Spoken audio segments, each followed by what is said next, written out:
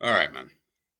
We got to have this kind of conversation. And it's a bit annoying because I don't really like having these convos, but we're here now. Luis Diaz. Quite a lot of Liverpool fans have obviously come out in the last few weeks. Some who were already a really, really big fan of him have obviously just been reiterating that fact. And I understand that and I acknowledge that. But the ones who didn't, which is a large majority, it's a majority of the fan base. Let's not lie. Whether it was 60-40, 70-30, there was 55-45, it really doesn't matter. There was a majority of the fan base who are more than calm with letting Luis Diaz go, right? Now, Luis Diaz, he's been on job. He's been on job for Bayern Munich. I do think there's factors about that, but we'll get into that in a second, right? The majority of Liverpool fans were calm with letting him go. You know why? Because we signed Florian Wirtz. We signed Alexander Isak. We signed Hugo Ekitike. Calm. Man wasn't even stressing about that. Gassed about having Rio in the team, getting pushed into the first team. They were calm. He said, you know what? Gonna keep Gakpo. All right, cool. You know what I mean? We got Rio, we got Wirtz, we got Ekitike, we got Isak. We're good. We got Salah still there. We're good. Now, Liverpool doing poorly. The attackers don't really look like they're attacking. He's over there with Bayern Munich, who look absolutely excellent, by the way. I will definitely give them that. Excellent this season under Vincent Kompany. Went all those games in a row where they kept winning. I think it only ended the other day. So, of course, naturally, I understand. Fans now are like, oh, hold on a minute. Like, we kept Gakpo kind of thing, and we should have just kept Luis Diaz instead. Or we should have just had the both of them, which wouldn't have made sense because Diaz was not trying to have another battle with Cody Gakpo. Probably rightly so, if I'm being 100% honest with you. He probably looks at him and think, bro, I'm better than mine. Which I do believe he is better, than a Cody Gakpo. But that's neither here nor there. Like I say, the club probably just looked at it and thought, kind of just made sense. Like, he wants all this money. He's 28, 29, whatever. How much value is there really in someone like him? Resale value, I mean, by the way. So yeah, but this revisionism, this crazy revisionism on Luis Diaz is, for me, bro, it's really starting to annoy me. Obviously, I do get it, but this is the same brother, yeah, who last season went 10 games without scoring a goal. I think got one assist. Got 2 assists in a game against Spurs. That was on the 22nd of December. I'm looking at it right now. You guys can check out yourself. You already know the vibes. You can check it out. Right? He got 2 goals, against Spurs on the 22nd of November. From the game against Bournemouth on the 21st of September 2024, where he scored 2 goals in that 3-0 win, he went 1, 2, 3, 4, 5, 6, 7, 8, 9, 10. On his 11th game, he then bagged the 2 goals. So from the 21st of September, this is all in the Premier League, of course. From the 21st of September, he didn't score another goal until the 22nd of December. What are we doing here? Like, I'm not saying Diaz he's not a dead player or nothing, but is it that deep that he's like? I feel like people think, yeah, if he was in the team, because we see these stats, right? And of course, listen, he's got double the next best player on our team, which, lo and behold, is Mohamed Salah, right? But cool. He's got double Mohamed Salah at this current moment in time in terms of GA, right? For this season. Fantastic. Like I said, Bayern have been excellent. But he's playing with some real certified ballers in that team. Like, he's playing with Elise, Harry Kane. Obviously, Jamal Musiala is obviously not there. We've got Alphonso Davies back there, who's obviously come back into the team. Like, Gnabry. Like, bro, he was playing with Nunez, Jota, Salah. Like, he wasn't playing with good players like that. Salah being the only one. Like, literally. No disrespect to both Jota and thing. But, bro, he's literally playing with Elise, Harry Kane, Serge Gnabry, Alphonso Davies, and the likes. And we feel like he was just going to be able to replicate whatever he's doing over here. Like, honestly, like, I look at this here. This is last season. Got 17 goals, got 8 assists. That was last season. Got 25 GA in 50 games. That's a goal or an assist every other game, which is pretty decent when you actually think about it. Season before that, 13 goals, 7 assists. So 20 GA in 51 games. Obviously, this season, I think in 11 games, he's got 16 GA. So I can understand why people are looking at it and thinking to themselves, oh, nah, but we missed the... Bro, what does everyone think that Diaz would have been doing today in this Liverpool team? He's playing under a manager who has an excellent philosophy, brilliant philosophy. Whether you like it, dislike it, he's got a brilliant philosophy. If you watch Bayern Munich, you watch how he's trying to get his team to play, you will see it. Excellent philosophy there. So that was always going to help. He's in a team where it's not necessarily about the one individual. Obviously, that sounds silly because Harry Kane is the one who's going to score the lion's share of the goals. But that's just more due to the fact that Harry Kane is Harry Kane, because he still lets others eat, i.e. Elise will still eat. Jamal Musiala was still eating when he was obviously fit. Serge Gnabry, who's not even a starter, will still eat. Like, players will still eat. Unfortunately, at Liverpool, the problem is you've got one player who dwarfs everyone else, like in just everything you can think of. He just dwarfs them in every aspect of, well, other than defending, which is what everyone likes to use for Luis Diaz, but he dwarfs them in the actual attacking sense. And the team then has to, I guess, play through him. That everyone else it's not gonna look good for everybody else. Yes, Diaz, Gakpo, Jota, Nunes, by default, their numbers are just not going to be great, which is fine. Same thing. It's going to be the same thing at Bayern Munich. Like, Diaz ain't going to outscore Harry Kane. That's never going to happen. Kind of, unless Harry Kane got injured for like 3 months. But in terms of just in a regular season, we know that's not going to happen. That's absolutely fine. But it's like, I don't know, like, the way everyone's talking, like, genuinely, you would think that we've let go of Ronaldinho or something. The way that I'm just like, guys, come on. We got to do better than this, man. I understand Liverpool, but we've been stinky for time. By the way, he was a part of that. He was a part of the being stinky too. Like, he wasn't the excellent one. Do you know what I'm saying? He wasn't the one who was like, bro, at least Diaz is doing his thing. Bro, he wasn't doing anything. And Diaz is not a bad player. I've said it already millions of times. The best version of Diaz we saw was when he first came to the football club. In those, what was it, from January to the end of that season when he came in, that's the best Diaz we've ever seen. We have not seen a better Diaz ever, other than now, like literally. And it's only just because he's scoring bare goals. But you just heard me say, man, we're 10 games without scoring. Like, if you do that Bayern Munich, brother, you see, you better hope. I don't know when Musiala is coming back on the field. I know he's back in training and stuff, but you got Musiala, brother. You'll hit the bench quick. And forget even Musiala. You got Serge Gnabry, bro. At Liverpool, what are your options? Cody Gakpo, Diaz, and Jota, bro. Let's not do this, man. Let's not do this. This is what I'm saying. Revisionism is crazy. Now, like I said, this is more for the people who weren't really feeling a Diaz anyway, like myself. I wasn't really that bothered. If you just asked me to choose, yes, I would have chosen to have kept him over Cody Gakpo. I don't rate Cody Gakpo like that at all. So fairs, I will say that much. But we're acting like this guy would be in, yeah, you know what, we're missing his pressing. But he was a part of the same thing last season. He was just better at it. And this is what I keep trying to understand with people, is that why is it you always try to, it's the point scoring thing. That's the only thing it can really come down to, right? Why is it people feel, yeah, if you need 75% to pass the test, right? I always use this. You need 75% to pass the test. He was getting 30s. Let me not even say he was getting 30s. He was getting 40%, whereas the rest of them were getting 30%. But they're still failing. They're still failing though. Like, you haven't passed. He's just doing better. Yeah, that's great. You're doing better than someone else, but you ain't passed yet, my boy. You haven't passed. So what would I have to congratulate about that? That's I've always found that weird in football. You congratulate something here that isn't even the actual pass mark itself. But you're gassed about, yeah, but at least he's getting foot. What do you mean at least?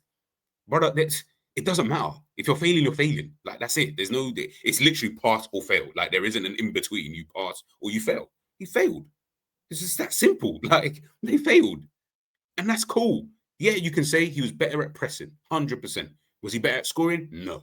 Do you know what I'm saying? Like, he showed that throughout his time at Liverpool. As you can see here, 17 goals last season, swapping with Cody Gakpo. The fact that he's even having to swap with Cody Gakpo speaks volumes in itself.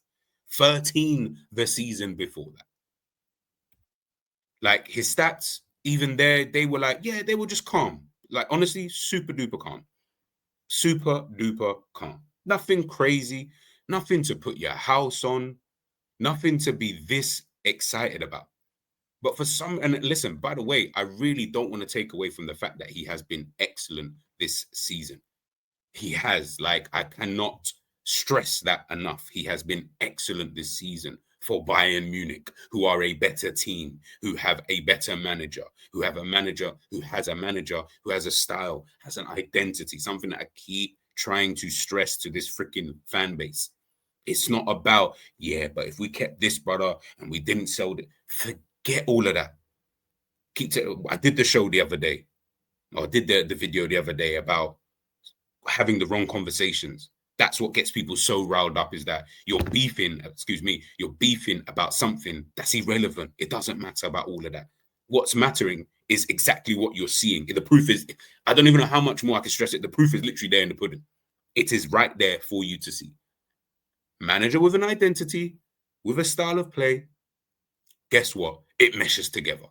What then happens is, because of that, the byproduct of that is now, guess what? He's now in an environment. Unfortunately, you're at a team where you've got this one, I keep telling you, you're at this team where you've got this one brother, Salah, who everybody is obviously getting onto, rightly so, by the way.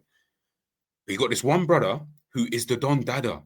And I know people don't even like hearing that. I'm sorry. Like, I genuinely am sorry. Because at this point, even I'm like, probably is it? Yeah, I hear it. But he's the Don Dada. There's nothing anyone can do about that. And it's just a factual thing. He is the Don Dada. He is still Liverpool's best attacker. There isn't anyone better than Mo Salah. It's really that simple. Until he leaves, he's the best. But now he's gone to a team whereby the tactics and everything isn't always going to be necessarily geared up for the best attacker, which is Harry Kane, because he is obviously he's the best attacker that they've got. And he's still levels above Elise. He's still level above Musiala, but the team and the style of play and the identity isn't geared towards that. Elise got however many I can't even remember how many in goals and assists last season. Jamal Musiala got injured. I'm sure Gnabry probably even 8, and he didn't even really play and get to do all of his stuff like that. Can't remember if Leroy Sané was even still there. I think he was. Yeah, he was, because he left in the summer to go Galatasaray.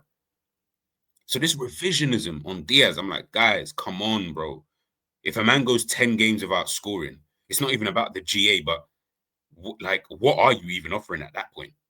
Like, at this point, man, just got to shift you in different positions. Just so that you can bring that one thing that you do, which is you press really well.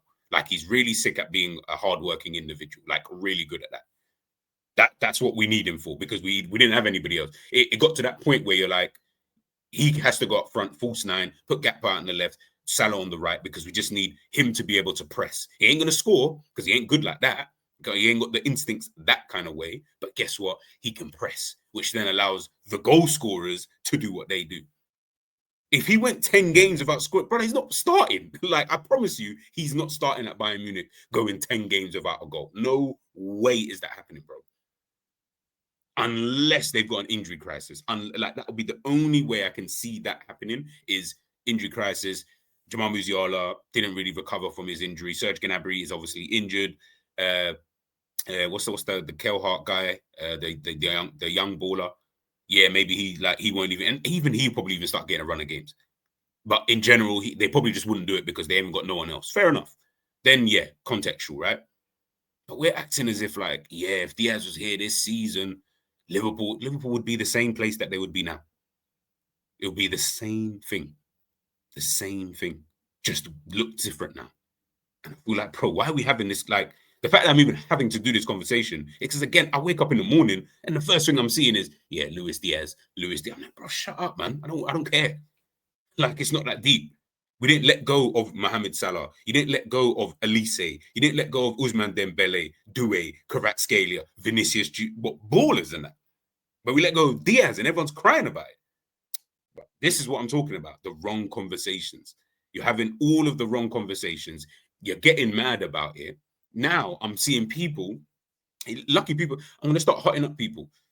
I'm going to start a whole thing where it's just going to be the tweet of the day.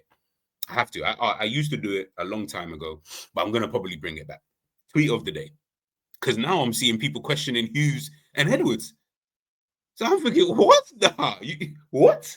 You're questioning Hughes and Edwards after the majority of the fan base, both online and matchgoers, was sitting here creaming over the signings that we had. Didn't even care. Like I said, nobody even cared that he left. This is the point that I don't understand. Nobody cared when he left. So why do you care now? Bro, he's gone now.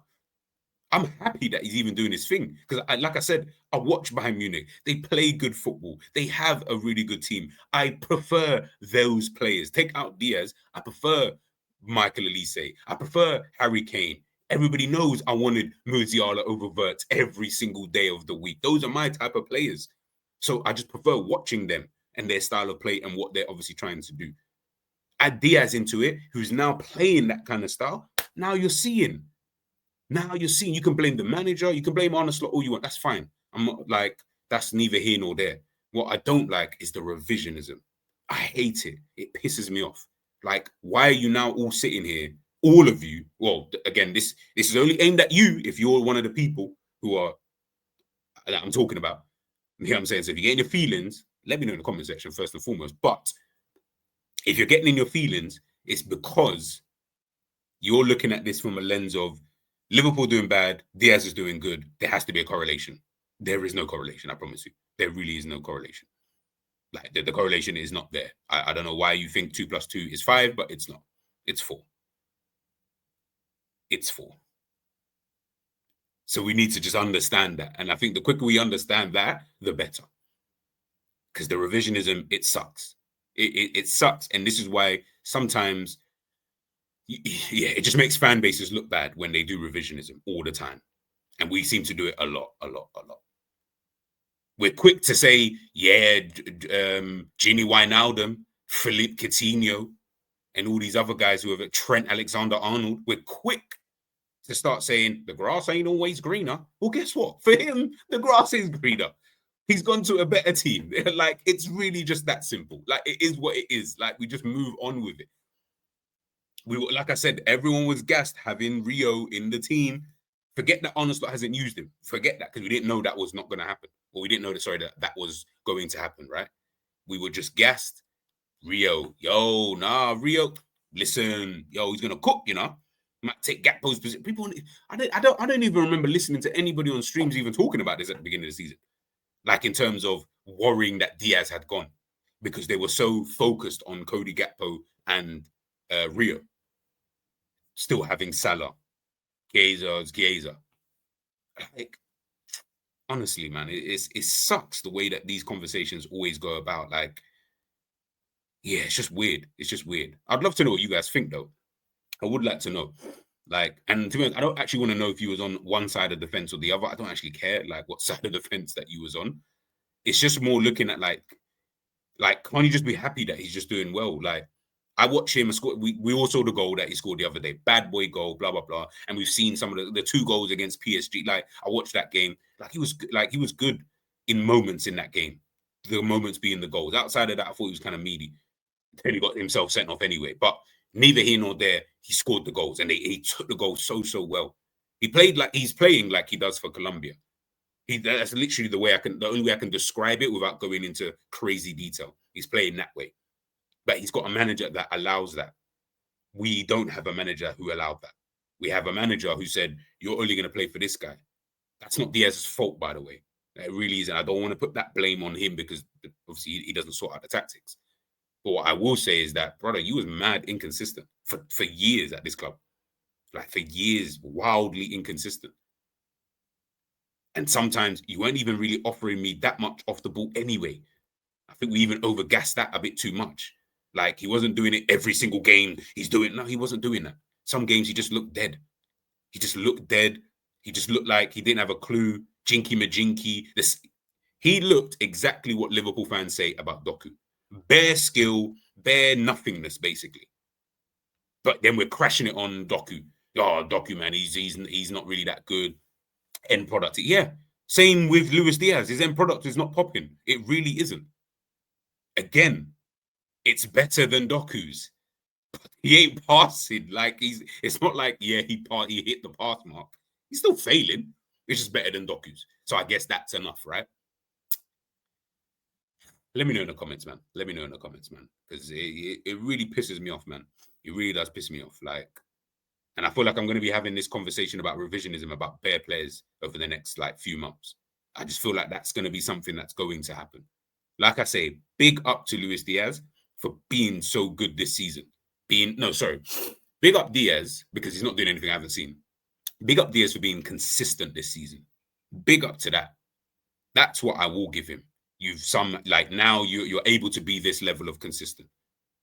That's perfect. I hope you do well. I hope Bayern Munich do well this season. Great. Because I like the football that they obviously play. But other than that, bro, let it go, Liverpool fans. Fucking hell, man. Like, it's really not that deep. I promise you it's not that deep. Hit the like and the subscribe button, man. I'll catch you guys soon, man.